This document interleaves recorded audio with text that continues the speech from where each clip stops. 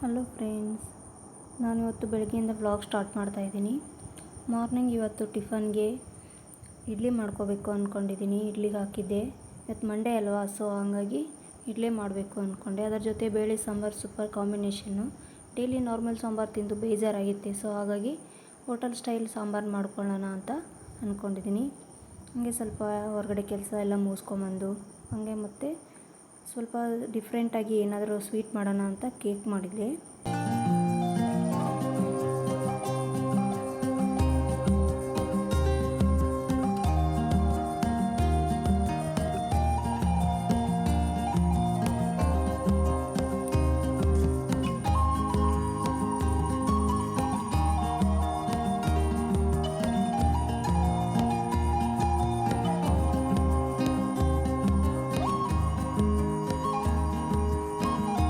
ಎಲ್ಲ ಕೆಲಸ ಮುಗಿಸ್ಕೊಂಡು ಮತ್ತು ಟೀ ಮಾಡಿಕೊಂಡೆ.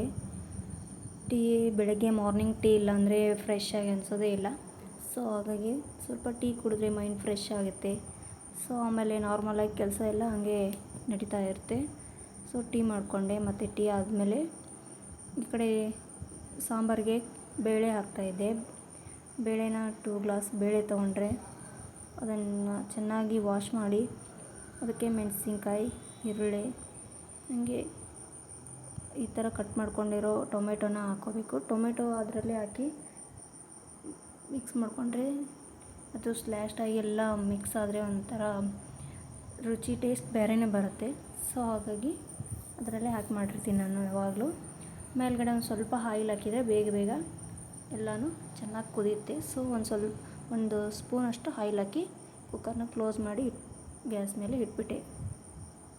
ಹಾಗೆ ನಾನಿಲ್ಲಿ ಒಗ್ಗರಣೆಗೆ ಒಂದು ಸ್ವಲ್ಪ ಮಸಾಲಾನ ರೆಡಿ ಮಾಡ್ಕೊಳ್ತಾ ಇದ್ದೆ. ಮನೆಯಲ್ಲೆಲ್ಲ ನಾರ್ಮಲ್ ಮಸಾಲಾನ ರೆಡಿ ಮಾಡ್ಕೊಂಡು ಹಾಕೊಂಡ್ರೆ ಎಲ್ಲ ಚೆನ್ನಾಗಿರುತ್ತೆ. ಹೊರಗಡೆ ಮಸಾಲೆ ಎಲ್ಲ ತಿಂತಾಯಿದ್ರೆ ಆರೋಗ್ಯಕ್ಕೆ ಮತ್ತು ಸರಿಯಲ್ಲ ಅಂದ್ಕೊಂಡು ನಾನು ಮನೆಯಲ್ಲೇ ರೆಡಿ ಮಾಡ್ಕೊತೀನಿ ಆಲ್ಮೋಸ್ಟ್ ಮಸಾಲಾನ. ಅದಕ್ಕೆ ಒಂದು ಸ್ವಲ್ಪ ಈರುಳ್ಳಿ, ಕಾಳುಮೆಣಸು, ಜೀರಿಗೆ, ಚಕ್ಕೆ, ಒಂದು ಸ್ವಲ್ಪ ಜೀರಿಗೆ ಮತ್ತು 1 ಸ್ಪೂನ್ ಉದ್ದಿನಬೇಳೆ, ಹಾಗೆ ಬೆಳ್ಳುಳ್ಳಿ ಮತ್ತು ಖಾರಕ್ಕೆ ಮತ್ತು ಕಲರ್ಗೆ ಬ್ಯಾಡಗಿ ಮೆಣಸಿನ್ಕಾಯಿ ಹಾಕ್ಕೊಳ್ತಾ ಇದ್ದೀನಿ. ಆಮೇಲೆಲ್ಲ ನಾವು ಒಗ್ಗರಣೆ ಕೊಡಬೇಕಾದ್ರೆ ಖಾರದ ಪುಡಿ ಹಾಕ್ಕೊಳ್ತೀವಿ. ಸೊ ಈಗ ಒಂದು ಸ್ವಲ್ಪ ಟೇಸ್ಟ್ಗೋಸ್ಕರ ನಾನು ಇವಾಗಲೇ ಒಂದು 3-4 ಮೆಣಸಿನ್ಕಾಯಿನ ಸೇರಿಸ್ಕೊಳ್ತಾ ಇದ್ದೀನಿ. ಹಾಗೆ 1 ಬೋಟು ಹುಣಸೆಹಣ್ಣು ಮತ್ತು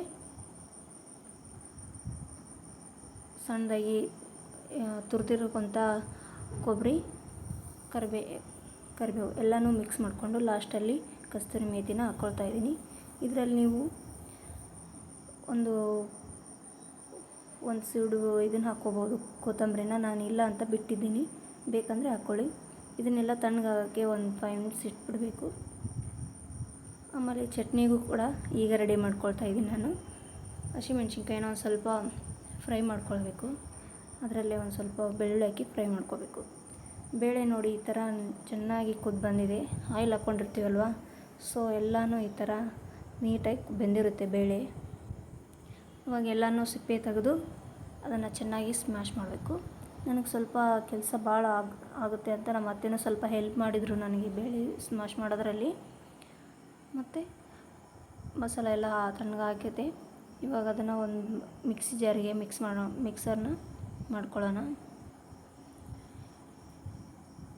ಮಂಡೇ ಏನಾದರೂ ಸ್ಪೆಷಲಾಗಿ ಮಾಡ್ತಾಯಿದ್ರೆ ತಿನ್ನೋಕ್ಕೂ ಕೂಡ ಇಷ್ಟ ಅನಿಸುತ್ತೆ. ಯಾಕಂದರೆ ಮಂಡೇ ಒಂಥರ ಮೈಂಡ್ ಸೆಟ್ ಬೇರೆಯೇ ಇರುತ್ತೆ. ಪೂಜೆ ಎಲ್ಲನೂ ಅದು ಒಂಥರ ವೀಕ್ಲಿ ಫಸ್ಟ್ ಸ್ಟಾರ್ಟಿಂಗ್ ಅಲ್ವಾ, ಸೊ ಹಂಗಾಗಿ ಡಿಫ್ರೆಂಟಾಗಿ ಏನಾದರೂ ಮಾಡಲೇಬೇಕು ಅಂತ ಅನಿಸುತ್ತೆ. ಹಾಗೆ ನಾನು ಇಡ್ಲಿ ಪಾತ್ರೆಗೆಲ್ಲ ಸ್ವಲ್ಪ ಆಯಿಲ್ನ ಹಚ್ಕೊಂಡೆ. ನೋಡಿ ಈ ಥರ ಎಲ್ಲ ನೀಟಾಗಿ ಹಿಟ್ಟೆಲ್ಲ ಉಬ್ಕೊಂಬಂದಿರುತ್ತೆ. ಅದಕ್ಕೆ ಸ್ವಲ್ಪ ಸೋಡಾನು ಹಾಗೆ ಉಪ್ಪನ್ನು ಹಾಕಿ ಚೆನ್ನಾಗಿ ಕಲಸಿಟ್ಕೊಂಡಿರಬೇಕು. ನಮ್ಮ ಮನೆಯಲ್ಲಿ ಇಡ್ಲಿ ಫೇವ್ರೆಟ್ ಎಲ್ಲರಿಗೂ. ಸೊ ಇಡ್ಲಿನೇ ಜಾಸ್ತಿ ಮಾಡ್ತಾಯಿರ್ತೀನಿ ನಾನು. ದೋಸೆನೂ ತಿಂತಾರೆ, ಬಟ್ ದೋಸೆ ನಮ್ಮ ಅತ್ತೆಗೆ ಇಷ್ಟ. ಇಡ್ಲಿ ನಮ್ಮ ಮನೆಯಲ್ಲಿ ಆಲ್ಮೋಸ್ಟ್ ಎಲ್ಲರಿಗೂ ಇಷ್ಟನೇ. ಹಾಗಾಗಿ ನಾನು ಇಡ್ಲಿ ಜಾಸ್ತಿ ಮಾಡ್ತಾಯಿರ್ತೀನಿ.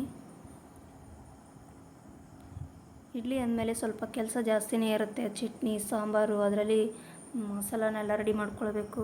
ಹಂಗಾಗಿ ನಮ್ಮ ಅತ್ತೆ ಸ್ವಲ್ಪ ಹೆಲ್ಪ್ ಮಾಡಿದ್ರು ಇವತ್ತು. ಹೀಗೆ ಸಾಂಬಾರಿಗೆ ರೆಡಿ ಮಾಡ್ಕೊಳ್ತಾ ಇದ್ದೀನಿ.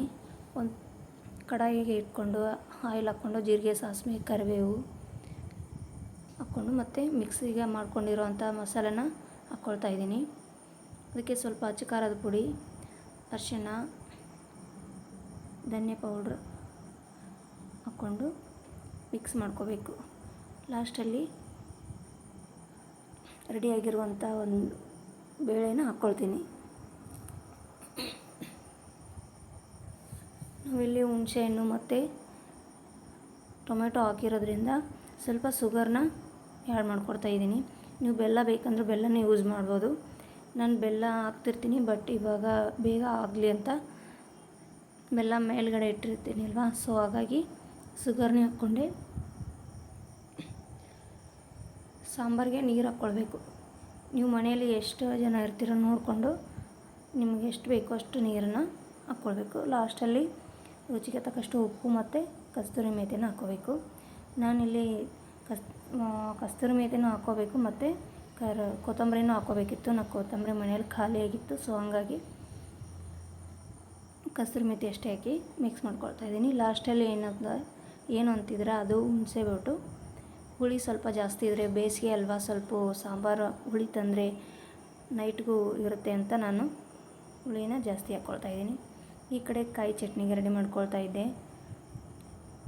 ಚೆನ್ನಾಗಿ ಕೊಬ್ಬರಿನೆಲ್ಲ ತೊಳೆದು ವಾಶ್ ಮಾಡಿ ಕಟ್ ಮಾಡಿಕೊಂಡೆ, ಅದನ್ನು ಹಾಕ್ಕೊಂಡೆ ಇವಾಗ. ಮತ್ತು ಯಾವಾಗಲೇ ಫ್ರೈ ಮಾಡಿದಿರೋ ಮೆಣಸಿನ್ಕಾಯಿ ಮತ್ತು ಬೆಳ್ಳುಳ್ಳಿನ ಫ್ರೈ ಮಾಡಿದ್ನಿ ಅಲ್ವಾ, ಅದನ್ನು ಹಾಕ್ಕೊಂಡೆ. ಅದಕ್ಕೆ ಸ್ವಲ್ಪ ಜೀರಿಗೆ, ಉಪ್ಪು ಮತ್ತು ಹುಣಸೆಹಣ್ಣು, ಸಕ್ಕರೆ. ನಾನು ಆಲ್ಮೋಸ್ಟ್ ಹೇಳಿದ್ನಲ್ವ, ಸಕ್ಕರೆನೇ ನಾನು ಜಾಸ್ತಿ ಯೂಸ್ ಮಾಡೋದು. ಬೆಲ್ಲ ಹಾಕಬೇಕಿತ್ತು, ಸೊ ಬೆಲ್ಲ ಮೇಲ್ಗಡೆ ಇಟ್ಬಿಟ್ಟಿದ್ದೆ, ಖಾಲಿಯಾಗಿತ್ತು, ಹಾಗಾಗಿ ಸಕ್ಕರೆನ ಯೂಸ್ ಮಾಡಿದ್ದೀನಿ. ಇಲ್ಲಿ ನಾನು ಪುಟಾಣಿ ಹಾಕ್ಕೊಳ್ತಾ ಇದ್ದೀನಿ. ನೀವು ಬೇಕಂದರೆ ಕಡಲೆ ಬೀಜನೂ ಸ್ವಲ್ಪ ಹುರ್ಕೊಂಡು ಹಾಕ್ಕೋಬೋದು. ನಮ್ಮ ಮನೇಲಿ ಕಡಲೆ ಬೀಜ ಹಾಕಿದರೆ ಇಷ್ಟಪಡಲ್ಲ ಚಟ್ನಿನ, ಸೊ ಹಾಗಾಗಿ ಪುಟಾಣಿನ ಹಾಕ್ತಾಯಿದ್ದೆ ನಾನು. ಕಡಲೆ ಬೀಜನೂ ತುಂಬ ಟೇಸ್ಟಾಗಿ ಬರುತ್ತೆ ಚಟ್ನಿ, ಹಾಕಿ ನೋಡಿ ಮಸ್ತಾಗಿರುತ್ತೆ. ಬಟ್ ನಮ್ಮ ಮನೇಲಿ ತಿನ್ನಲ್ಲ ಅಂದ್ಕೊಂಡು ನಾನು ಪುಟಾಣಿ ಹಾಕ್ತಾಯಿದ್ದೀನಿ. ಇದನ್ನು ಮಿಕ್ಸಿ ಮಾಡ್ಕೊಳ್ಳೋಣ. ಮಿಕ್ಸಿ ಆಯಿತು. ಮತ್ತು ಚಟ್ನಿಗೂ ಸರ ಒಗ್ಗರಣೆ ಕೊಡಬೇಕಲ್ವ, ಅದೇ ಬೌಲ್ಗೆ ಒಂದು ಸ್ವಲ್ಪ ಆಯಿಲ್ ಹಾಕಿ ಜೀರಿಗೆ ಸಾಸಿವೆ ಸ್ವಲ್ಪ ಕರಿಬೇವು ಹಾಕಿ ಸ್ವಲ್ಪ ಅದನ್ನು ಕಸ್ತೂರಿ ಮೇಥಿ ಹಾಕಿ ಸೈಡಲ್ಲಿ ಆರ್ಲಿಕ್ಕೆ ಇಡಬೇಕು. ಮತ್ತು ತಣ್ಣಗಾದ್ಮೇಲೆ ರೆಡಿಯಾಗಿರುವಂಥ ಚಟ್ನಿನ ಅದಕ್ಕೆ ಮಿಕ್ಸ್ ಮಾಡ್ಕೋಬೇಕು. ಸ್ವಲ್ಪ ನೀರನ್ನು ಹಾಕಿ ಮಿಕ್ಸ್ ಮಾಡಿ ಚೆನ್ನಾಗಿ. ಇವಾಗ ಚಟ್ನಿ ಎಲ್ಲ ರೆಡಿ ಆಯ್ತಲ್ವ, ಇಡ್ಲಿ ಸಹ ರೆಡಿಯಾಗಿದೆ. ಕಾಯ್ತಾ ಇದ್ದಾರೆ ನಮ್ಮ ಮನೆಯಲ್ಲಿ ನಾಷ್ಟ ಮಾಡೋದಕ್ಕೆ, ಸೊ ಹಾಗಾಗಿ ನಾನು ಸರ್ವ್ ಮಾಡ್ತಾಯಿದ್ದೀನಿ. ನೋಡಿ ಹೇಗಿದೆ ಇಡ್ಲಿ ಸಾಂಬಾರು ಮತ್ತು ಚಟ್ನಿ, ಸೂಪರಾಗಿದೆ ಅಲ್ವಾ. ಮೃದುವಾಗಿ ಹೂ ಥರ ಇರುವಂಥ ಇಡ್ಲಿ ಸಹ ರೆಡಿ ಆಯಿತು. ಟಿಫನ್ ಎಲ್ಲ ಆಯಿತು ಎಲ್ಲರದು. ಮಸ್ತ್ ಇವತ್ತು ಎಂಜಾಯ್ ಮಾಡ್ಕೊಂಡು ಟಿಫನ್ ಮಾಡಿಕೊಂಡ್ರು. ಮತ್ತು ಆಫೀಸ್ಗೆ ಕೂಡ ಹೋದ್ರು ಅವರು. ಟಿಫನ್ ಎಲ್ಲ ಮುಗಿಸ್ಕೊಂಡು ಮಧ್ಯಾಹ್ನ ನಾನು ಇವತ್ತು ಏನಾದರೂ ಡಿಫ್ರೆಂಟಾಗಿ ಮಾಡ್ಕೋಬೇಕು ಅಂತ ಹೊರಗಡೆ ಹೋಗಿ ಬಂದ್ವಿ, ಕೆಲಸ ಇತ್ತು. ಹಾಗಾಗಿ ಮನೆಯಲ್ಲಿ ಏನಾದ್ರು ಸ್ವೀಟ್ ಮಾಡೋಣ ಅಂದ್ಕೊಂಡೆ. ಭಾಳ ದಿನ ಆಗಿತ್ತು, ಏನೂ ಮಾಡಿದ್ದೇ ಇಲ್ಲ.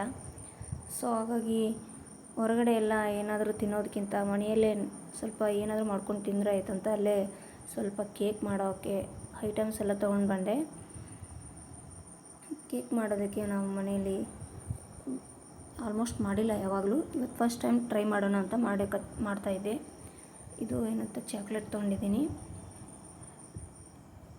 200 ರುಪೀಸ್ ಇದು ಚಾಕ್ಲೇಟು. ಎಲ್ಲರಿಗೂ ಆಗುತ್ತೆ ಅಂತ ನಾನು ಸ್ವಲ್ಪ ದೊಡ್ಡದೇ ತಂದೆ. ಐಸ್ ಕ್ರೀಮ್ ಪೌಡ್ರ್ ತಂದಿದ್ದೀನಿ. ಯಾವಾಗಲಾದರೂ ಐಸ್ ಕ್ರೀಮ್ ಬೇಕಂದರೆ ನಾನು ಎಲ್ಲದೂ ಮನೆಯಲ್ಲೇ ಜಾಸ್ತಿ ಮಾಡೋದು. ಸೊ ಪನ್ನೀರ್ ಕೂಡ ತಂದಿದ್ದೀನಿ. ಪನ್ನೀರ್ ಸ್ವಲ್ಪ ಕರಿಯೋದು ಕುರ್ಮ ಮಾಡ್ಕೊಟ್ಟು ತಿಂದರೆ ಆಯಿತು ಅಂತ ಪನ್ನೀರ್ ಕೂಡ ತೊಗೊಂಡು ಬಂದೆ.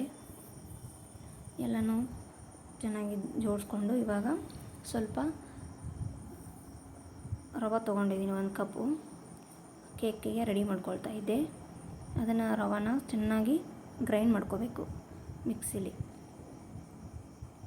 ಅದು ಒಂಥರ ಫುಲ್ಲು ಹಿಟ್ಟಾಗ್ದಂಗೆ ಸ್ಮೂತಾಗಿ ಬರಬೇಕು, ಗ್ರೈಂಡಾಗಿ ಈ ಥರ ಮಾಡ್ಕೋಬೇಕು. ಅದನ್ನು ಇವಾಗ ನೋಡಿದ್ರಲ್ವ, ಈ ಥರ ನೀಟಾಗಿ ಬರಬೇಕು. ಅದನ್ನು ಒಂದು ಬೌಲ್ಗೆ ಇನ್ನೊಂದು ಬೌಲ್ ತೊಗೊಂಡು ಅದಕ್ಕೆ ಸ್ವಲ್ಪ ಅರ್ಧ ಕಪ್ನಷ್ಟು ಸಕ್ಕರೆ, 1 ಕಪ್ನಷ್ಟು ರವೆ ತೊಗೊಂಡ್ರೆ ಅರ್ಧ ಕಪ್ನಷ್ಟು ಸಕ್ಕರೆನ ಯೂಸ್ ಮಾಡ್ಕೋಬೇಕು. ಸ್ವೀಟ್ ಜಾಸ್ತಿ ಬೇಕನ್ನೋರು 1 ಕಪ್ ಸಕ್ಕರೆನೂ ಹಾಕ್ಕೋಬೋದು. ನಮ್ಮ ಮನೇಲಿ ಸ್ವೀಟ್ ಕಡಿಮೆ ತಿಂತೀವಿ, ಸೊ ಹಂಗಾಗಿ ನಾನು ಸಕ್ಕರೆ ಅರ್ಧ ಕಪ್ ತೊಗೊಂಡಿದ್ದೀನಿ. 1 ಕಪ್ ಹಾಲು, ಅದಕ್ಕೆ ಅರ್ಧ ಕಪ್ ಅಷ್ಟು ಆಯಿಲ್ನ ಹಾಕ್ಕೊಳ್ತಾಯಿದ್ದೀನಿ. ಅಡುಗೆ ಎಣ್ಣೆನ ಮಿಕ್ಸ್ ಮಾಡ್ಕೊಳ್ತಾಯಿದ್ದೀನಿ. ಅರ್ಧಕ್ಕಿಂತ ಸ್ವಲ್ಪ ಕಡಿಮೆನೇ ಯೂಸ್ ಮಾಡಿ. ಆಯಿಲ್ ಕಂಟೆಸ್ಟ್ ಇದು ಸ್ವಲ್ಪ ಬಿಸಿ ಆದರೆ ಜಾಸ್ತಿ ಆಗಿರುತ್ತೆ. ಸ್ವಲ್ಪ ತಣ್ಣಗಿರೋ ಅಂಥ ಆಯಿಲ್ನ ಹಾಕ್ಕೊಳ್ತಾಯಿದ್ದೀನಿ. ಹಾಲು ಕೂಡ ಕಾಸಿ ಆರಿರೋಂಥ ಹಾಲನ್ನೇ ಹಾಕ್ಕೊಳ್ಳಿ. ಅದಕ್ಕೆ ಅರ್ಧಕ್ಕಿಂತ ಕಡಿಮೆ ಮೊಸರು, ಎಲ್ಲನೂ ಚೆನ್ನಾಗಿ ಬೀಟ್ ಮಾಡ್ಕೋಬೇಕು, ಮಿಕ್ಸ್ ಮಾಡ್ಕೊಳ್ಬೇಕು ಎಲ್ಲನೂ. ನಾನು ಕೇಕ್ನ ಒಮ್ಮೆ ಮಾಡಿಲ್ಲ ಮನೇಲಿ, ಇವತ್ತು ಮಾಡಬೇಕು ಅಂತ ಟ್ರೈ ಮಾಡ್ತಾಯಿದ್ದೆ ಇಷ್ಟು ದಿನ. ಸೊ ಇವತ್ತು ಏನಾದರೂ ಆಗಲಿ ಮಾಡೇ ಬಿಡೋಣ ಅಂತ ಮಾಡ್ಕೊಳ್ತಾಯಿದ್ದೀನಿ. ನೋಡೋಣ ಹೇಗೆ ಬರುತ್ತೆ ಕೇಕು ಅಂತ. ಮಿಕ್ಸ್ ಮಾಡ್ಕೊಂಡಿರೋ ಅಂಥ ರವೆ ಪೌಡ್ರನ್ನ ಬೌಲ್ಗೆ ಹಾಕ್ಕೊಂಡು ಚೆನ್ನಾಗಿ ಇದನ್ನು ಮಿಕ್ಸ್ ಮಾಡ್ಕೋಬೇಕು. ಎಲ್ಲನೂ ಮಿಕ್ಸ್ ಆಗೋವರೆಗೂ ನೀಟಾಗಿ ಕಲಿಸ್ಕೋಬೇಕು. ನೋಡಿ ಈ ಥರ ಮಿಕ್ಸ್ ಆಗಬೇಕು ಅದು. ಇದಾದಮೇಲೆ ಒಂದು 10 ಮಿನಿಟ್ಸ್ ಇದನ್ನು ರೆಸ್ಟ್ ಮಾಡೋಕ್ಕೆ ಬಿಡೋಣ. ನೆಕ್ಸ್ಟ್ ಇದರಲ್ಲಿ ಕಸ್ಟರ್ಡ್ ಪೌಡರ್ ಹಾಕ್ತಾಯಿದ್ದೀನಿ. ಇದ್ದರೆ ಹಾಕ್ಕೊಳ್ಳಿ, ಇಲ್ಲಾಂದರೆ ಸ್ಕಿಪ್ ಮಾಡ್ಬೋದು. ನಾನು ತಂದಿದ್ನಲ್ವ ಐಸ್ ಕ್ರೀಮ್ ಮಾಡಬೇಕು ಅಂತ, ಸೊ ಕಲರ್ ಇರಲಿ ಅಂತ ಹಾಕಿದ್ದೀನಿ ನಾನು, ಇಲ್ಲಾಂದರೆ ಸ್ಕಿಪ್ ಮಾಡ್ಬೋದು. ಅದಕ್ಕೆ ಸ್ವಲ್ಪ ಬೇಕಿಂಗ್ ಪೌಡ್ರ್ ಹಾಕ್ಕೊಳ್ತಾ ಇದ್ದೀನಿ ಅಡುಗೆ, ಮತ್ತು ಹಾಗೆ ಬೇಕಿಂಗ್ ಸೋಡಾನು ಸಹ ಸೇರಿಸ್ಕೋಬೋದು. ನಾನು ಇಲ್ಲ ಮನೆಯಲ್ಲಿ ಇದ್ದಿಲ್ಲ, ಸೊ ಹಾಗಾಗಿ ನಾನು ಸ್ಕಿಪ್ ಮಾಡಿದ್ದೀನಿ. ಬೇಕಿಂಗ್ ಪೌಡ್ರನ್ನು ಇಲ್ಲ ಅಂದರೂ ಸಹ ಸೋಡಾ ಅಂತೂ ಇದ್ದೇ ಇರುತ್ತೆ ಮನೆಯಲ್ಲಿ, ಅದನ್ನು ಬೇಕಾದರೆ ಯೂಸ್ ಮಾಡ್ಕೊಳ್ಬೋದು. ಇಲ್ಲಾಂದರೆ ಏನೋ ಸಿಗುತ್ತೆ, ಏನೋ ಪಾಕೆಟ್, ಅದನ್ನು ಕೂಡ ಯೂಸ್ ಮಾಡ್ಕೋಬೋದು. ಅದರಲ್ಲಿ ಸ್ವಲ್ಪ ತುಟ್ಟಿ ಫ್ರೂಟಿ ಗುಲ್ಕನ್ ತಂದಿದ್ದೆ, ಸೊ ಅದನ್ನು ಆ್ಯಡ್ ಮಾಡಿ ಹಾಕಿಟ್ಟೆ. ಇದೇನಪ್ಪ ಅಂದರೆ ಒಂದು ಅಲ್ಯೂಮಿನಿಯಂ ಬೊಗಣಿಗೆ ಆಯಿಲ್ನ ಚೆನ್ನಾಗಿ ಮಿಕ್ಸ್ ಮಾಡಿ ಒಂದು ಲೇಯರ್ ಬರೋವರೆಗೂ ಈ ಥರ ಮೈದಾನ ಹಾಕ್ಕೊಂಡೆ. ಆಮೇಲೆ ಮಿಕ್ಸ್ ಆಗಿರೋಕ್ಕಂತ ಅದನ್ನು ಬೌಲ್ಗೆ ಹಾಕಿದೆ. ಅದರಲ್ಲಿ ಒಂದು ಪುಟ್ಟಿ ಅಥವಾ ಬೌಲ್ಗೆ, ಒಂದು ಕಡಾಯಿಗೆ ಒಂದು ಸ್ಟ್ಯಾಂಡನ್ನ ಇಟ್ಟು ಅದನ್ನು ಇದರಲ್ಲಿ ಸ್ವಲ್ಪ ಉಪ್ಪು ಹಾಕ್ಕೊಳ್ಬೇಕು. ಯಾಕಂದರೆ ಅದು ಹವಾ ಬಡ್ದು ಎಲ್ಲ ಕರಗ ಆಗ್ಬಿಡೋದು ಬೋಗಣಿ ಎಲ್ಲ ಪಾತ್ರೆ, ಸೊ ಹಾಗಾಗಿ ಅದಕ್ಕೆ ಉಪ್ಪು ಹಾಕಿದೆ. ಸೊ ಅದನ್ನು ಒಂದು 20ರಿಂದ 25 ನಿಮಿಷ 30 ನಿಮಿಷವರೆಗೂ ಬೇಯಲಿಕ್ಕೆ ಬಿಡಬೇಕು. ನೋಡೋಣ ಬೆಂದಿದೆ ಅಂತ, ಹೇಗಾಗಿದೆ ಅಂತ ನೋಡೋಣ ಬನ್ನಿ. ನೋಡಿ ಈ ಥರ ಆಗಿದೆ. ಒಂದು ಕಟ್ಟಿಗೆ, ಒಂದು ಸ್ಟೋನು ಅಥವಾ ಚಾಕುನೋ ಏನಾದರೂ ತೊಗೊಂಡು ಅದನ್ನು ಅದರಲ್ಲಿ ಸ್ಟಿಕ್ ಮಾಡಿ ನೋಡಬೇಕು. ಡಿಪ್ ಮಾಡಿ ನೋಡಿದ್ರಲ್ಲೇ ಅದರಲ್ಲಿ ಒಂದು ಸ್ವಲ್ಪನೂ ಹತ್ತಬಾರ್ದು, ಅದು ಅಂದರೆ ಕಂಪ್ಲೀಟ್ ಆಗಿದೆ ಕೇಕು ಅಂತ. ಇವಾಗ ಅದನ್ನು ಒಂದು ಪ್ಲೇಟ್ಗೆ ಹಾಕ್ಕೊಳ್ಳೋಣ. ಈ ಥರ ಉಲ್ಟಾ ಮಾಡಿ ಹಾಕ್ಕೋಬೇಕು. ಸ್ವಲ್ಪ ಆರ್ಲಿಕ್ಕೆ ಬಿಡಬೇಕು, ಅಂದರೆ ಅದು ಬೊಗಣಿ ಸುಡುತ್ತಾ ಇರುತ್ತೆ. ಸೊ ಅದನ್ನು ತಣ್ಣಗಾಗೋವರೆಗೂ ಬಿಟ್ಟು ಒಂದು ಪ್ಲೇಟ್ಗೆ ಹಾಕಿ ಆಮೇಲೆ ಒಂದು ಸರ್ವಿಂಗ್ ಬೌಲ್ಗೆ ಹಾಕ್ಕೊಂಡು ಮೇಲ್ಗಡೆ ಈ ಥರ ಡೆಕೋರೇಷನ್ ಮಾಡ್ಕೊಂಡ್ರೆ ತುಂಬ ಚೆನ್ನಾಗಿರುತ್ತೆ. ನೋಡಿದ್ರಲ್ವ, ಇವತ್ತಿನ ಡೇ ಇದೇ ಆಗಿತ್ತು ನಂದು. ಹೇಗಿದೆ ಅಂತ ನೋಡಿ. ಪ್ಲೀಸ್ ಶೇರ್, ಕಮೆಂಟ್, ಸಬ್ಸ್ಕ್ರೈಬ್ ಮಾಡಿ ಪ್ಲೀಸ್ ಫ್ರೆಂಡ್. ನಾನು ಫಸ್ಟ್ ಟೈಮ್ ಮಾಡಿರೋದೆಲ್ಲ ಟೇಸ್ಟ್ ಮಾಡಿ ನೋಡೋಣ ಹೇಗಿದೆ ಅಂತ. ನಮ್ಮ ಮನೆಯಲ್ಲಿ ಅಲ್ಯೂಮಿನಿಯಂ ಪ್ಲೇಟ್ ಇದ್ದಿಲ್ಲ, ಬೊಗಣೆ, ಸೊ ಹಾಗಾಗಿ ನಾನು ಮನೆಯಲ್ಲೇ ಕ್ಯಾಜುವಲಾಗಿರೋಂಥ ಬೊಗಣಿನೇ ಯೂಸ್ ಮಾಡ್ಕೊಂಡು ಮಾಡಿದೆ ಕೇಕ್ನ. ಪರವಾಗಿಲ್ಲ, ತುಂಬ ಫಸ್ಟ್ ಟೈಮ್ ಮಾಡಿರೋದಲ್ಲ, ಪರವಾಗಿಲ್ಲ, ಓಕೆ ಬಂದಿದೆ. ಟೇಸ್ಟ್ ಕೂಡ ಸೂಪರ್ ಆಗಿದೆ. ಮನೆಯಲ್ಲೆಲ್ಲರೂ ತುಂಬ ಚೆನ್ನಾಗಿದೆ ಅಂತ ಹೇಳಿದರು. ನೆಕ್ಸ್ಟ್ ಟೈಮ್ ಎಲ್ಲನೂ ಐಟಮ್ ತಂದು ನೀಟಾಗಿ ಮಾಡಿಕೊಳ್ಳೋಣ ಅಂತ ಡಿಸೈಡ್ ಮಾಡಿದ್ದೀನಿ. Thank you for